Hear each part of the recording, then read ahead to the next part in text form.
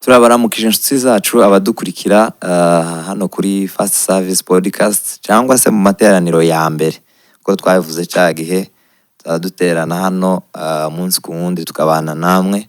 Uyu munsi tubafitiye nanone ikindi kiganiro cyiza cyane dutekereza ko muza kugikunda.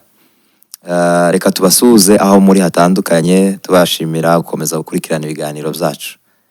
Ndi kumwe na CEO hano, reka musuhuze.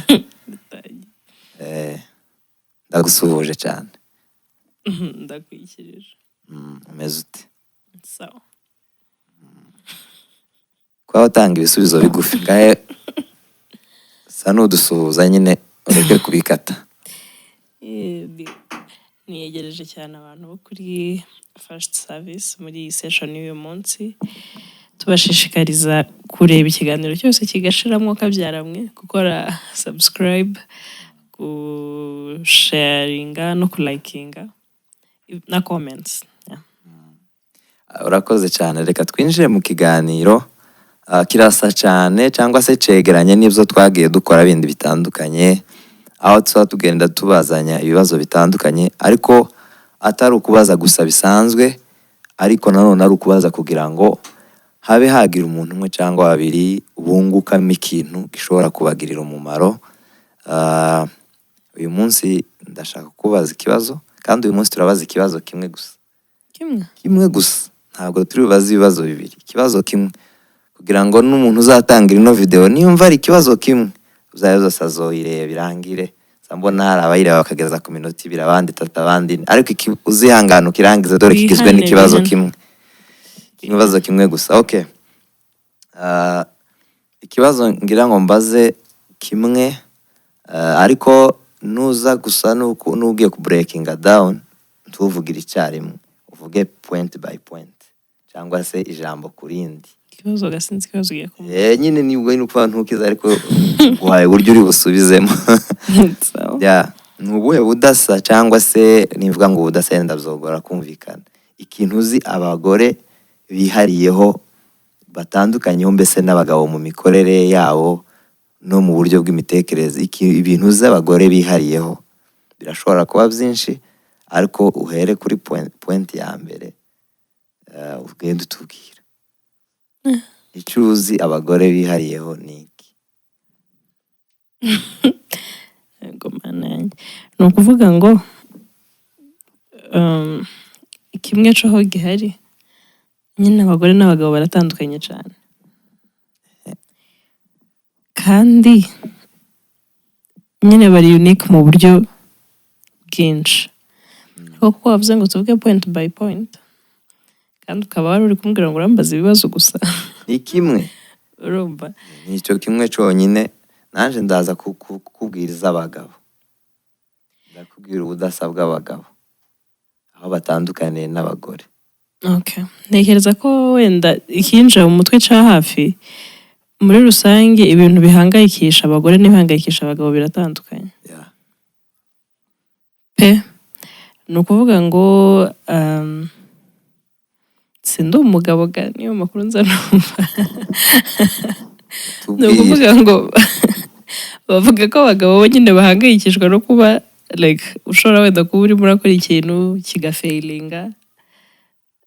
Tubwira iby'abagore. Urumva nyine ndetse ndashaka kubwira iby'abagore mpereye aho ngaho, ukaba wafailinga sibyo, cyangwa se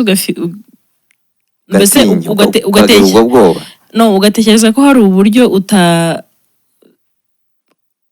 utakaminze through like nkuko byagombaga, mbese nk'ahantu habayemo failure kwa. Ariko abagore aho ibyabo wenda bitandukanye cyane cyane, ntekereza ko bo nyine tugira like fear of isolation. Icyaba cyabaye cyose, mbese gutinya kwigunga se cyangwa gutekereza ko uri wenyine, gutinya gutekereza kuri wenyine, iyo feeling nyine yo kumva ko ushobora kuba uri wenyine, ko ushobora kuba utari kuba noticed, byaba mu byiza cyangwa byaba mu bibi. Ugatekereza ko ntawabibonye, ugatekereza ko utari appreciated, ugatekereza ko utari valued. Nyine ni mbese n'ubwo bwoba nshobora kuvuga muri rusange.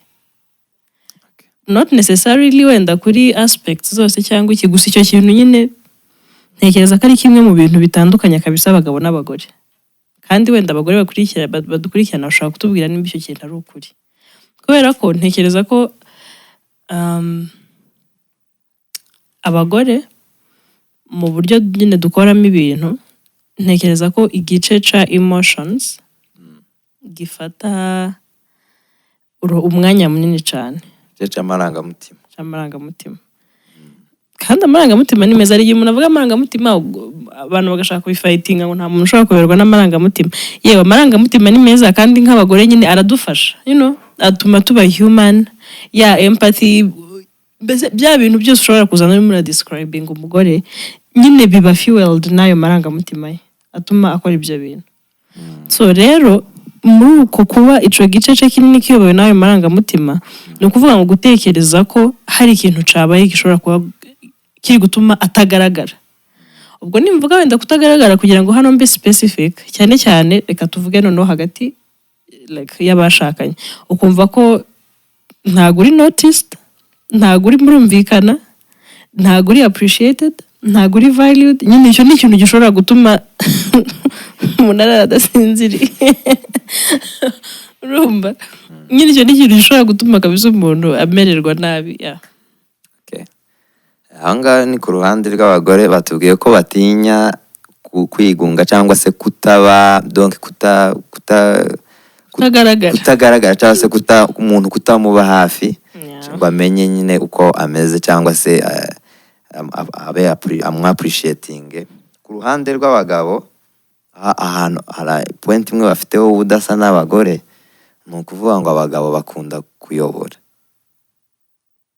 Abagabo bakunda kuyobora cyangwa se gutwara, kuko Bibiliya ivuga. Birizi zitaho no gutwara, ariko reka abagabo bifitemo akantu k'ubuyobozi, reka tureke kurira muri Bibiliya cyane. Bifitemo akantu k'ubuyobozi, ni ukuvuga ngo ahantu hose umugabo ari aba yumva nyine ko yayobora cyangwa se yaba ari bubazwa buri kintu ahantu hose ari. Niyo ari kumwe n'abandi bagabo, nubwo yaba ari kumwe n'abandi. Ni nayo mpamvu abantu bazagera igihe kimwe bakigishwa sosiyete yenda icyo ari cyo, kugira ngo nubwo twese twifitemo kuyobora mu bagabo, ariko noneho tuzagera ngaho twitoremo umuyobozi uhagararira ikintu runaka, ariko batabitubwiye. Kurya abagabo bose bakunda kuyobora, kurya buri wese aba yumva ari we babaza. Ariko nyine nziza ko abantu habaho nyine ibintu byo kwiga, bakati hariho umuyobozi wanyu w'ikintu iki dushingiye ku mpamvu ni cyangwa se kubera ko mwamugiriye icyizere tumugize umuyobozi.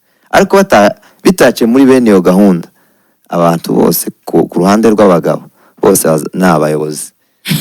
Bose ni abayobozi, baba bifitemo akantu ko kuyobora.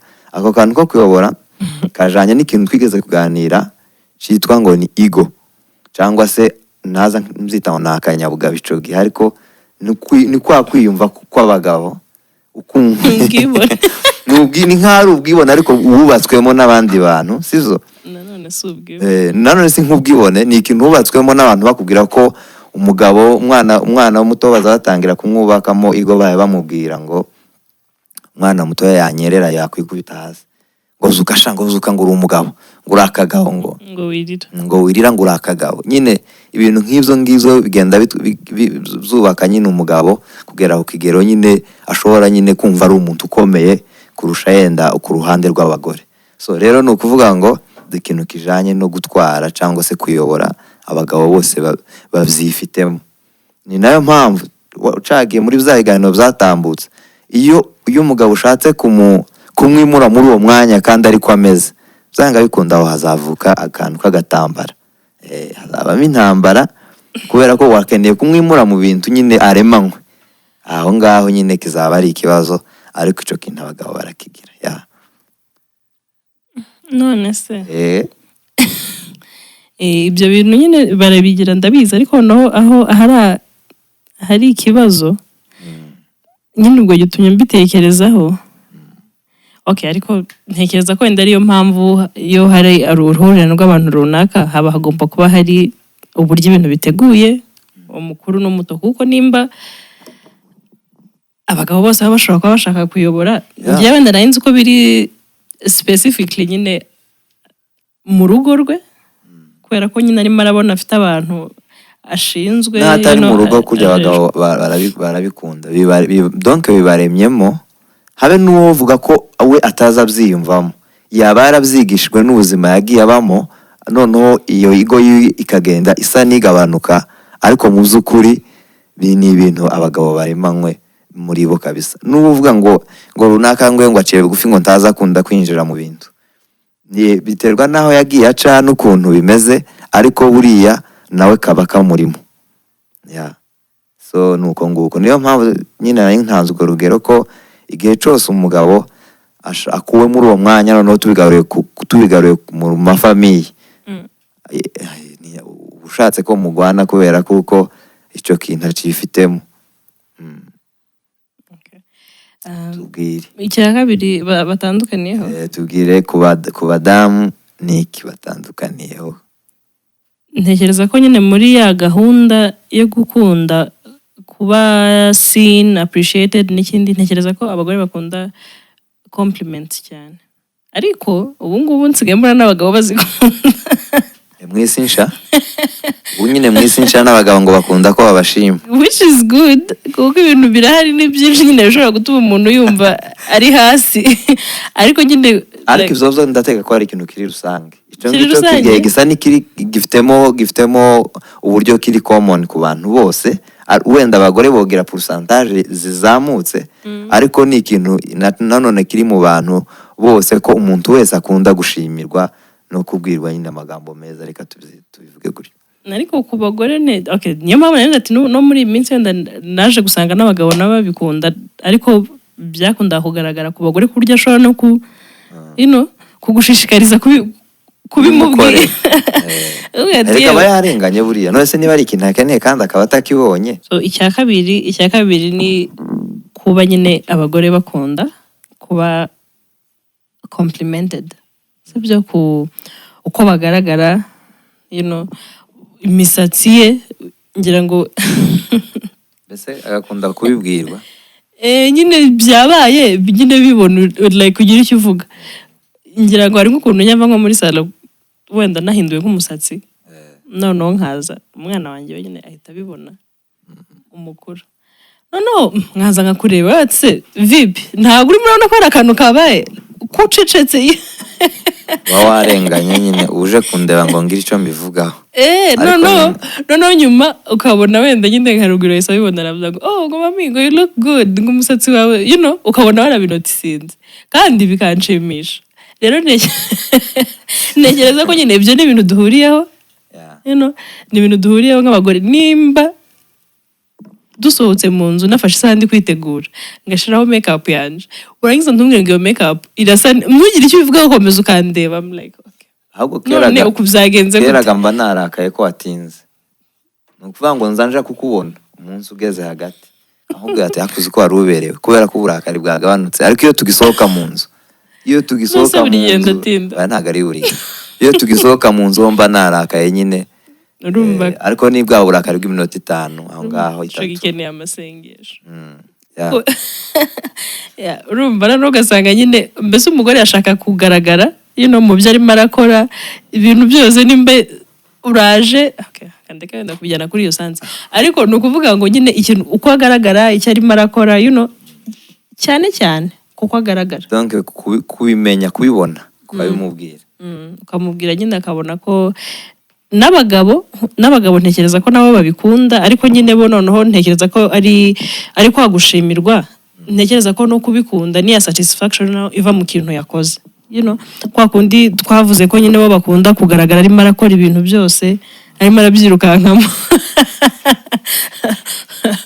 umuntu ukunda kuvuga arimo arabyirukankamo kwa kundi akunda kugaragara ibintu byose arimo arabyirukankamo rero nyine at the end ukamubwira ati iki wagikoze neza you did good ntekereza ko nyine nimba ari ya igo cyangwa se uko wabyita kose ari ikintu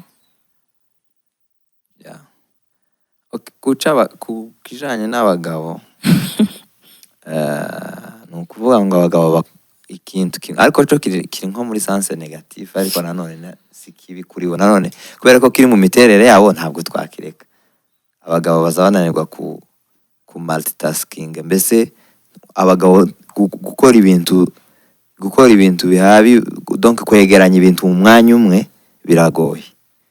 Sinzi ko hari umugabo uzi ushobora ico kintu, arashobora kuba ari 1% reka mvuge gutyo, kandi reka mbabwire biragoye. iyo ni point y'abagabo, ariko reka nyuvuge naje ndayivuga, reka mbe nyigutishije.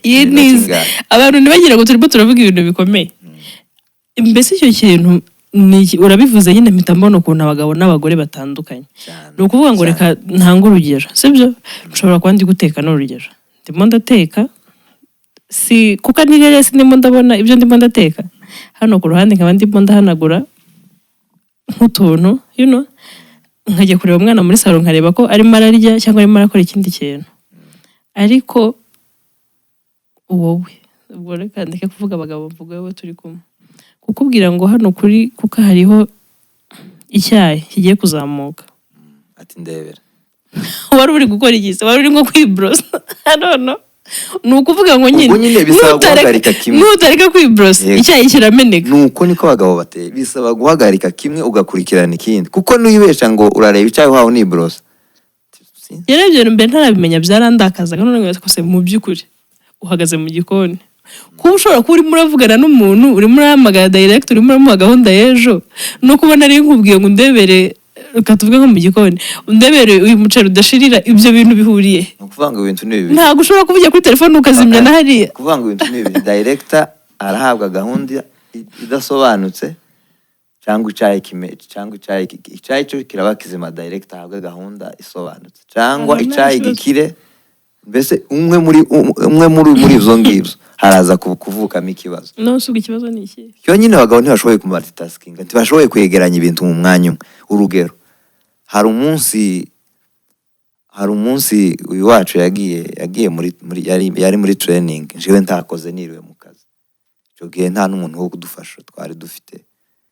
Umwana ararira mpaye nitaba telefone, sinzi amenye uwo muntu amakuru namubwiye ayariyo, kuko yaza mbaza ibintu nanje nkamusubiza ibindi. Uwo muntu ababase umeze neza, bimeze neza, cyangwa hari ikibazo ufite. Nyine akumva umwana ararize, akumva amusubije ibintu bitari byo, aruhara kupa, birarangira. Ni ukuvuga ngo harati uzabyanze kabisa, byanze kumva nyine ntago basha kumanaging ivyo bintu. Kandi ku muntu kumenyereye, abazi tone uvugiraho, abazi concentration n'ufite iwawe muvugisha, ico gihe byanga bikunda leta yumva ko hari ikintu cagabanutse. Uyu muntu turi kuvugana kuri telefone arashobora kuba ahuze cyangwa afite ikintu cyamuderangije, ariko si rimwe sikabiri nza mbona umugore afite telefone aravuga hateka, je nkamangira ngo ibiryo nza kurya biraba bibishe kubera ko yabitetse ari kuri telefone, aho ugasanga nta cyahindutse. Bivuga yuko rero abagabo ubwo bushobozi ntibawufite, nimba hari n'abawufite ntibakeya kwijana, kandi abo bagabo turabibashimiye ko nyine babishoboye. Nuko nyine ntabwo nshaka gusabandika nkaho ndimo ndabulinga abagabo. Reka mbaze, ubundi uba wiyumva ute mu mutwe nk'iyo bakubwira iyo ibintu bibaye bibiri uzawumva wagize akavuyo, ntabwo mwari musozi ikintu kimwe, umutwe hazashuha, ariko mana yanjye ni ukuvuga ngo ibintu ngiye mwabantu ibintu byarangoye mbere tukibana, ngavuga se hari ibintu ntajya nsobanukirwa, ntashobora gusobanukirwa pe, like ntago ushobora gufunga umugozi w'urukweto urimo uravugana n'umuntu. Ni ikintu gisabye ngo ubanze ushyire telefone hasi ubone kwambara inkweto cyane. Byibura ubu ngubu aho umuntu arashobora no kuyishyira muri hoparera akayishyira ku ruhande ikavuga nyine kuri ibyo. Nabwo hari ukuntu uba wahanga inzu, hari ukuntu umeze ngo ubanze ugafata araswegera. Ntabwo nyine uba wumva wapi, uba wumva nyine ikiganiro kitanaryoshe. Mu by'ukuri icyo kintu yenda sinzi, ariko tutanagitinzeho cyane kiraduhangayikishije abagabo, tugishoboye. Ubwo nyine ugishoboye ni umugabo nyine bene w'igitangaza. Umugabo kabisa uvuye nko mu ijuru. Sawa, bivuze ko ntawe rero uvuye mu ijuru ashaka kuba hari. Sawa, duhereza indi point yo ku ruhande rw'abamama twumve. Okay, ntekereza ko iyo wenda sintekereza ko itandukanye cyane, ariko abagore bafite ukuntu bo nyine bagaragaza nimvuga ngo ubu muntu n'abagabo barabugira kandi kuba abagore babo babugaragaza wenda ntibivuze ko ari bo baba nyine banabufite cyane. Aha, impuhwe, asante. Hari ukuntu abagore bakunda kugaragaza like impuhwe on the spot. Nimba hari ikintu kibaye nyine ukahita ubona ari touched, ashatse kugira icyo abikoraho, nyine ubwongo nuri muri zo gahunda zo kuba yabikemura. Yewe na wa wundi dushobora kuvuga ngo ufite umutima mubi cyangwa iki, hari ukuntu ubona yabihaye attention. Nyine biragoye ko umugore ashobora kubona ikintu mbese gishobora gutuma nyine kimuteye impuhwe. Tuvuga abonye nk'umuntu uri nko kurira, tuvuga abonye nk'indi situation nyine runaka igize, ngo ubone nyine isa resisting kabisa, yifashe nk'aho atarimo arabibona. Ariko abagabo ese abagabo bafite ikibazo, hari ikibazo abagabo bahafite. urumva ikibazo nyine bahafite ikibazo bahafite ushobora no kubibona ukabitekereza tugeze nk'ahari imbere, kwibaza ariko hariya duciye ku muntu wenda bimeze gutya, buriya sore umuntu byagenze bite, noneho ukibaza kuki utabibonye igihe byabaye, ariko nyine ntekereza ko dutandukanye muri ubwo buryo. Kuba nyine wagaragaza icyo kirasa na point narinza n'uwanditse hano ku ruhande, ni ukuvuga ngo biratandukanye cyane, biratandukanye ku ruhande rw'abagabo. Nari nanditse ngo abagabo ntibakunda kuzinjiramo cyane, niko nari nayanditse iyo point, none mutumye nyivuga. Ni ukuvuga ngo hari n'igihe nawe biriya bintu babyitayeho ariko ntabyinjiremo cyane, ngo ubone nyine abihaye umwanya we, kandi yenda nawe byamutacinze, ariko kuri pourcentage runaka ukabona ntaga byinjiyemo cyane. Hari urugero ngo twaba dutanze urugero ku kintu runaka cyaba, ariko reka tubigarure muri lisansi. Ni ukuvuga ngo hari igihe uzuza umugore wagera mu rugo akubwira ko uzi ko runaka byagenze gutya, noneho agira gutya, ngiye biriya bintu rwose ngiye byandakaje, biriya bintu sinabikunze, mu magambo makeya. Ukamubona umugabo nuko byagenze, ngo ntakundi nyine, ngo reka tubirekere gutyo, ngo abantu ni kuriya bateye, twumva reba uburakari we wari waza uvugira hejuru wazamutse ngo runaka byagenze. Hari ukuntu hariho boundaries usanga abagabo bashira kuri ayo masituwasiyo, ntibakenere kwinjira mu bintu. Rimwe na rimwe uzumva bavuga ngo abagabo nta mbabazi bagira. Bihura n'iriya sanse director yaratwunguye ivuga ngo bagira impuhwe, abamama bagira impuhwe. Noneho kati ngo abagabo nta mbabazi bagira, kujya ngo kandi nyamara barazifite, ariko wenda bazifite mu buryo bwabo, ariko mu bigaragarira abantu. Reka tubahire ko ari mwe mugira impuhwe nyine mu buryo bugaragara, ariko abagabo kubera nyine iyo miterere y'ukuntu batwara ibintu badaba bashaka kuzinjiramo cyane, bikagaragara nk'aho atari abanyempuhwe. Ariko se ninde muntu utokunda umwana wiwe, niba ari umwana we cyangwa se n'undi muntu uwo ari we wese. Donc urwego rwo kubigaragaza ruratandukanye. Yenda kuri ntawo fotora nyine ngo mu mutima arebe uko bimeze, uko bigaragarira amaso y'abantu, abamama barabigaragaza cyane, cyangwa se igitsina gore kirabigaragaza cyane kuruta ku ruhande rw'abagabo. Ntekereza ko indi mpamvu abamama babigaragaza, urumva nkanjye kuba nabona umuntu, tuvuge n'urugero ubonye nk'umuntu uryamye ku muhanda, nshobora kugenda nkamwegera nkamubaza ko uryamye hano byagenze bite, nimba tunarira nyine nkanamufasha nkanarira nkigendera ariko wowe ukanarira nanarira nta birenze, ariko wowe ukumva sinzi nimba ariko gutinda kubitekerezaho, cyangwa n'igihe ubitekerejeho ukahita wumva hari izindi nshingano zikujemo.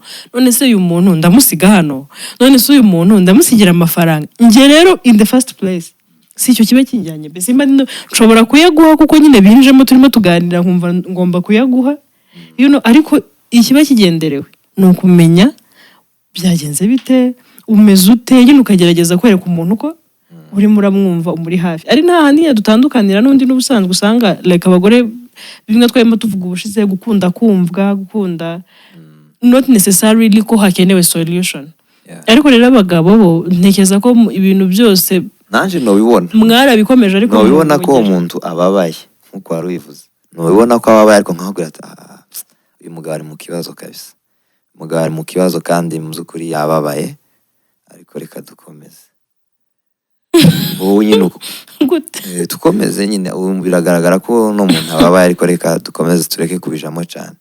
naho umumama uzagenda akamwegera akamubaza ngo bimeze gute, byaba ngombwa akanarira, urumva sinoba ngihagaze aho nje, kera mba nagiye. Mba nagiye kandi atari uko naje ntabonye ko uwo muntu ari mu kibazo. Uko gutandukana nyine n'ubwo buryo dutandukanyemo. Yego, hanyuma ku bagabo hari indi point mvuga, niba nazita ngo ni ukwikomeza. Iyo mu rugo habaye ikosa, abagabo ndabizi ko aribo bazaba ba nyuma gusaba imbabazi. Abagabo benshi gusaba imbabazi birabagora. Tekereza basigaye bakomplaininga ngo abagore ngo bakora amakosa ngo bikaragira ngo abagore basabye imbabazi. Tubona ivyo nibisha kandi bije abantu batangiye kumenya ko nutazisaba urugo ruri bugire ikibazo. Ariko uko byahoze umugabo ntiyapfaga guhita asaba imbabazi ngo ahita asaba imbabazi byoroshe. So ntekereza yuko ubwo byahindutse, reka tunanabishimire n'Imana da, ni byiza. Niko kwirinda no guprotectinga urugo rwiwe. Mbese no gufata abasazi muri kumwe. No nimba uvuze ngo murasaba imbabazi kugira ngo protectinge. No gusaba imbabazi kubera ikintu cyabaye. Okay, gusaba imbabazi kubera ikintu cyabaye, ndatekereza ko hani igihe wa mugani ubungu dusigaye dusanga, nubwo nasanga ari we wabikoze, jewe nkazisaba kabanigiriye neza gusa kugira ngo ubuzima bukomeze. Kandi nyine muri ico gitondo wareke gukomeza kuba urusaku, nyine twegeranye urugo, nyine urugo rutuze bikomeze tubabarirana. Ariko atari uko gusa ari nje waba wakoze iryo kosa. Izo narivuze ko bije vuba, aho abagabo basigaye basaba imbabazi ndetse bakanazisaba atari bo bakoze amakosa. Ni bishasha n'ivy'ikizungu kandi turabishimira Imana. Ariko uko byahoze nta mugabo apfa gusaba imbabazi, kandi umugabo niwe wagazisaba nyuma yagazama ryama nk'iminsi 2. Kwariko mada ejo ushobora kuba narakubabaje, none ga mbabarire. Ati burya wasabye imbabazi, naje nibutse ko hari akantu noba narakosheho, none twarakomenyeje amahembe. None umbabarire. So urumva narimvuze ko abagabo mu by'ukuri ntibiza biborohera guhita basaba imbabazi, ariko ubu ngubu ngo bisigaye byoroha. Gusa reka ino gihe ni cyiza, iki gihe cyabaye cyiza, abantu batangiye gusa nabi bagenda boroha. Nazo tuzobigarukaho tumenye iryo yoroha aho ryavuye.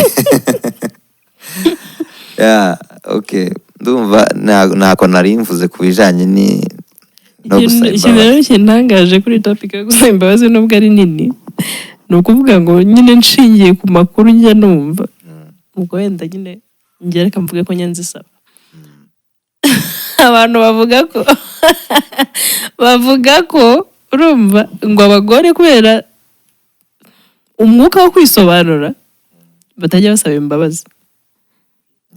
Ariko mu by'ukuri kudasaba imbabazi kw'abagore, ashobora kuzisaba ariko akabanza agashaka kukwereka icyatumye akora bya bindi. Hamwe ashobora kuba ari nka manipulative approach barimo arakoresha kugira ngo yaba yakoze amakosa wumve ko wabigize muri kugira ngo ayakore. Urumva? Ariko abagore duhora nyine turi right, n'ubundi uba wayakoze, hari impamvu uba ayo makosa aba. Ariko ubundi naje gusanga icica ibintu. Abagore n'abana beza pe. Ku ruhande rw'abagore, niba tuvuga abagore, niba tuvuga abategarugori, sinzi uko tuvyita, ariko ni ukuvuga ngo hatagiye habanza kariya kantu ko kuvuga ntabwo kabura karandi kajya kabura. Umuntu azamagira ngo parara noneho nyuma mukaza kariya ndiko nyine gatuma umenya icyo murasabira imbabazi. Nyuma mukaza gusa n'ababihurije ahantu. Ndabizi hano hari ikibazo nimba yanabimenya ibyo ari gusaba. Urumva ubwo sinzi nyine, ariko kari agasaku uzarebe iyo gagashize nibwo umugabo atangira kumva. Ariko siko nyine uyu muntu utangira nyine guplayinga za sound zivuye aho ngaho. Iyo umuntu akiri muri iriya drama yo kwama itarakarira hejuru avuga byagenze gutya, hari igihe umugabo akwitegereza akatoke mbanze ntegereze ndebe, ukika wamaraga kwika akabona ubwenge bwe kumuha ko uyu muntu hari aho namubabaje cyangwa we hari aho yambabaje, hakaba ikiganiro gituje kigamije gusaba imbabazi. Ariko urusaku rugize ute rumaze gutuza. None se wakoze ikosa no reactinze ko n'ubundi biba bigiye gusa nkaho wakorewe ikosa kana reactinga ari we, you know.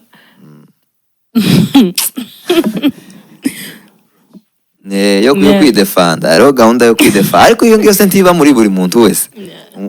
buri wese iyo ikintu kije kimwataka aba azagira spirit yo kwidefanda. Ntago ntibyashoboka ko umuntu aje kwataka utarakira icyaha kubwira, haba hagomba kuba akantu ko kuvuga ngo byagenze gutya byagenze mada, kubera ko umwana yagiye ku ishuri akereje, ngo gaze yari yashize, amakuru n'ibindi ngo noneho habaho gutinda guteka icyayi, none umwana yagiye ku ishuri akereje. Cyo kimwe nuko nawe wambwira ikindi ngahita nzana indi ngingo yo kundengera kandi nkayibona isukuye cyane. Donc umuntu yifitemo umwuka wo kwidefanda ahantu ahari hose. Ikindi kintu abagabo bafite, abagabo ko shaka tuzavuga kuri sije gusaba imbabazi, reka tuzayivugaho nta kibazo. Ari ubuhamya ndimo ndagenda nibuka not necessarily bwanjye kwa kundi hari umuntu yibutse yagiye kuvuga ngo umugabo we ngajya amukorera amakosa, the next day ngo akaza akamubwira that's a funny one, ngo akamuzanira nk'ikintu cyangwa akamubwira ngo uyu munsi ngarateka kubera akazi k'umugore akunda ko umugabo yatetse. Ubuze ibyo bihuriye nyine mbese ni ukuzisabisha igikorwa. Imbabazi kuzisabisha igikorwa, imbabazi ntabwo zisabishwa ibikorwa. kuvuga ngo mbaye nzi ko nagukoshereje ariko nkamenya ko ukunda ikintu runaka, ndamanca mu mujyi nze nkizanye, ubwo ni ubwibone.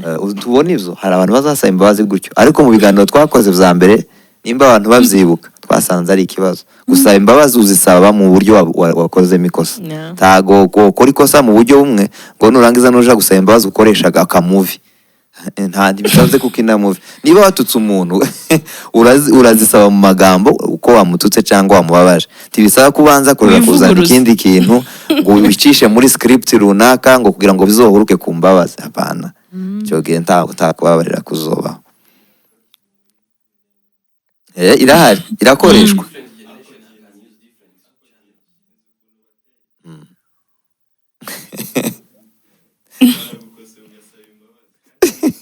Aha. Okay. Niho sawa. Nukuri gusa nyine sinzi ukuntu umuntu yabivuga, ariko reka gusaba imbabazi bibe the way wakozemo ikosa, ariko usaba imbabazi kubera ko ubuhawe kwepa ko biza gusoundinga nkaho wibabaje cyane, kwanga kubavana, kwanga kucyo kintu. Donc imbabazi niba wazikoze mu magambo zisabe mu magambo. Reka niba wazikora mu bikorwa n'ubundi amagambo agomba kuza. Urumva abagore, reka njye mvuge guturuka ku ruhande rw'abagore. Abagore okay, muri iki gihe wenda ntekereza ko basigaye bavuga ngo bakunda nyine like ibintu bino bifatika cyane, which is true, birahari, ariko ntekereza ko igitekerezo cya mbere nuko bakunda ibintu bumva, so rero ntekereza ko ushobora gukora cya gikorwa wakoze, nimba ari indabo wamuguriye, nimba ari kubakunda ibitenge ukakimugurira, nimba waje ukamubwira ngo naryame ngo urateka, wabikoze nyine biratwikira, ariko mu by'ukuri ntago ntago zakuyeho byahagaze nyine mu mwanya, byari kuba uzi ukamubwira ukacaho bati so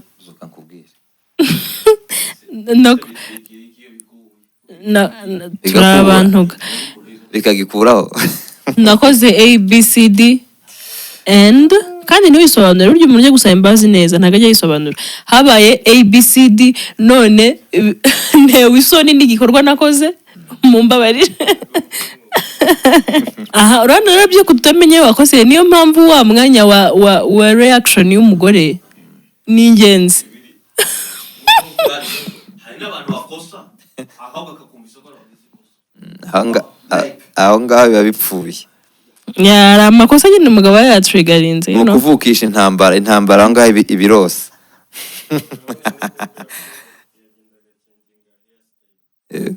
To be noticing. Uko byagenze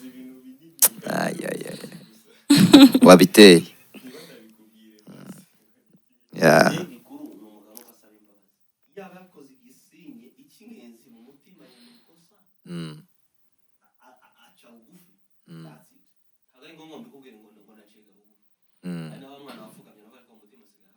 Ati sinapfuka at least ariko ukavuga icyo wakoze, ukavuga icyo ubikoreye.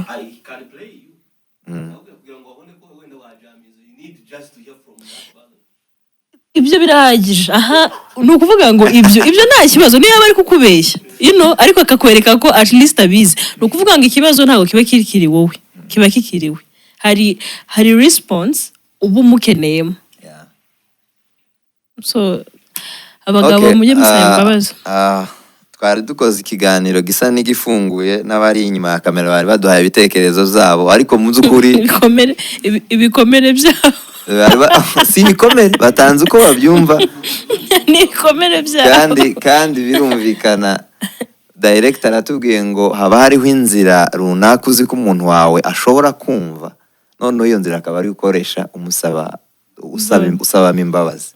Iyo ngiyo ibaye ihari kandi nyine ari inzira yabaye applied muri urwo rugo iyo ngiyo kabisa iri successful as long as yaje yiswe ko ariyo gusaba imbabazi. Yego kuko nawe cyaba ashaka ntabwo ntiyirengagije ikibazo, si inzira yo gukwepa ikibazo ahubwo ni inzira yo gukemura cya kibazo ariko akoresheje inzira ikoreshwa muri urwo rugo. No dore ngiyeho ko mananye ibintu bigiye kuba birebire dore aho hajya habera ikibazo sibyo maybe dupfuye ikintu abantu bakuru kuri kose ntabwo bajya batukana ni nk'icyo abantu bashobora gupfa dupfuye ikintu wenda runaka kitagenze neza turi kumwe then turatandukanye uragiye ubwo nta kintu nyine tugeze tuvuga kuri iyo sije ntabwo twayifunze ngo tumenye birabitse then nimugoroba uratashye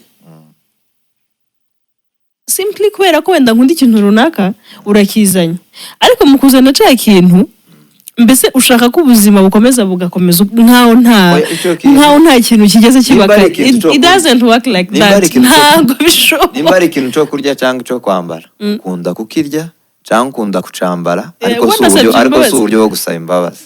Kuvuga ngo kereka uzi ko ari ikintu cya kindi nyine wohita ngira ngo ni nk'ikintu ureraho ijambo ari ugucreate atmosphere yo gusabiramo imbabazi. Keretse wenda warakaye ukamenera nka telefone none nimugoroba wataha ukanzanira telefone uko biri kose mpita mvuga nti nyine arayishyuye ariko nabwo arayishyuye ariko ntiyasaza imbabazi yuko yamenye yindi ya mbere ariko ko numva bikomeye wa mugabo nabwo ugomba kwihana cya kindi cyatumye ukubita hasi cya kindi cyatumye ukubita hasi ugomba kugisabira imbabazi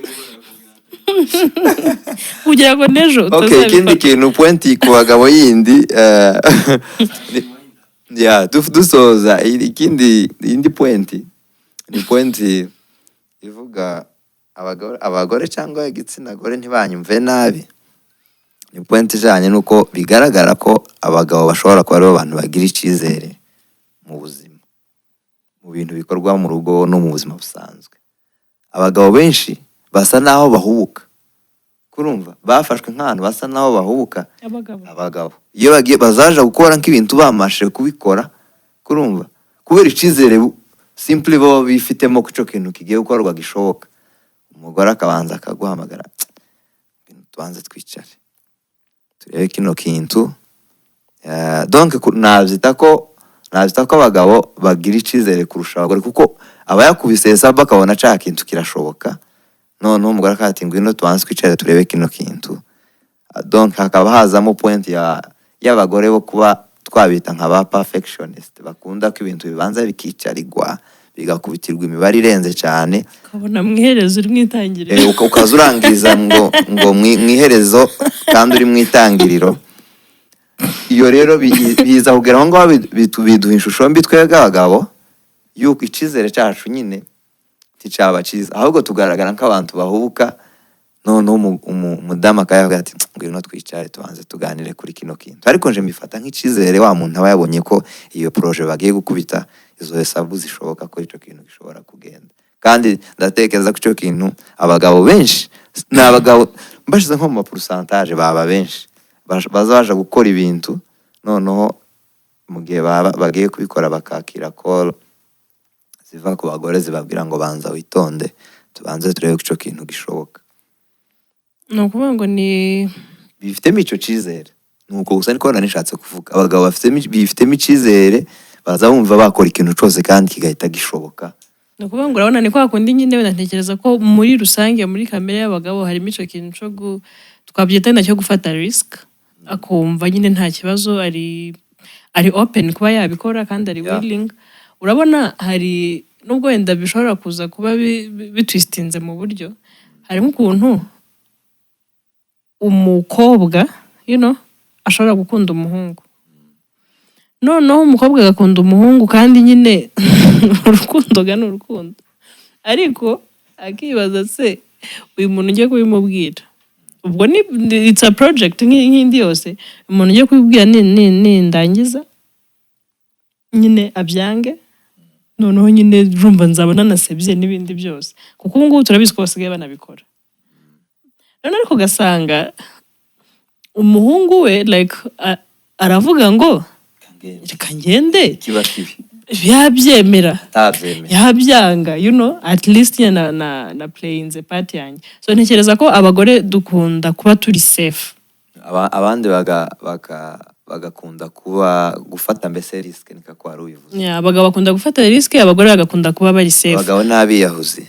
urumva nkanjye like sinzi ko ntabwo ushobora kumbwira nk'undi muntu turimo turavugana ngo nzave mu rugo ngo saa 2 ngo duhurire ngo mu mujyi ngo nubwo nitugera mu mujyi ngo tuzamenya icyo gukora after that nukuri ntago naza kandi akubwiye ngo murakimenya nyine cyo gukora gute amasaha 20 niyo gahunda udafite ntago wayinkoresha tuhahuriye urwo ni urugero ruto ntanze ariko nk'abagabo nyembona nk'abagabo bafite inshuti zabo ashobora kukubwira ngo ngwino ngo tujye ngo hariya ngo dushika turamenya icyo gukora ngo dushobora ngo no gukora ngo ibi noneho nkanjye ariko numva binjagaraje mu mutwe simba nshaka ngwino ngo nibishoboka ngo harabiki ngo nibishoboka ngo mbwira ngo uyu munsi turagira gutya tuzava aha tujya tuva bishobora kutaba kubera ko nyine bitabaye ko bizima nuko yanakubwira ibitari buba ariko akaba yaguhaye gahunda at least ngaba mfite plan ntekereza ko bita bigaruka kuri cya kintu gituma abagore like ba desiringa ubuyobozi bw'abagabo babo kuko ni umuntu uba wumva akeneye gushirirwaho structure y'ukuntu ibintu bigomba kuba bimeze ashobora kuyubaha cyangwa ntayubahe ariko nyine ni ikintu mu by'ukuri nubwo bavuga ngo abagore nyine bino byose bihari ngo independent whatever ariko deep down mu miterere y'umugore hari ukuntu nyine akeneye umuntu umupangira ibintu kandi nawe akumva nyine anezezwa no kugendera muri ibyo bintu bipanze muri ubwo buryo turasoje ntabwo dushaka kubigira birebire cyane ariko twari tubahaye uburyo abagore n'abagabo batandukanyemo gatoya gusa noneho nubwo batandukanye ariko bigaragaye ko hari naho bagera bakuzanya ibintu kugira ngo ibintu bikomeze bigende neza nazo kandi hano tubabwira ngo ikiganiro kirangiye gutese n'ubundi tuzogaruka tubabwira ibisa n'ibi ngibi kandi yenda birushaho kubaryohera tuzagaruka mujye muri comment abagabo basaba imbabazi cyane mutubwire n'abagore bagurirwa gift bagakorerwa n'izindi acts of service zose ariko uzotwandikira yuko ashoboye guhuza ibintu byinshi mu mwanya umwe tuzomushimira ubwo tuzagaruka mu kiganiro kazana indabyo akanasabiraho imbabazi oya barahari bazabivuga muzabyandike n'abagore nabo bidafite icyo bitwaye kuba atabwirwa ngo sorry no rugero iyo niyo wenda highlight ndimo ndibuka ukaba utabwirwa ngo sorry ariko simply ko bakuzaniye chocolate cyangwa ikintu icyo ari cyo cyose ukumva ni sawa nta kibazo ibyaha byose birababariwe namwe kabisa muzatubwira ariko nyine biragoye cyane reka dusoreze aho ngaho tugusaba kumva ikiganiro cyose ukakirangiza ukumva uburyohe burimo ukanasharinga ugahereza mugenzi wawe kugira ngo erega aya makosa akwiriye isi yose cyangwa bino byiza tuvuze bikwiriye isi yose mwakoze cyane nawe utaha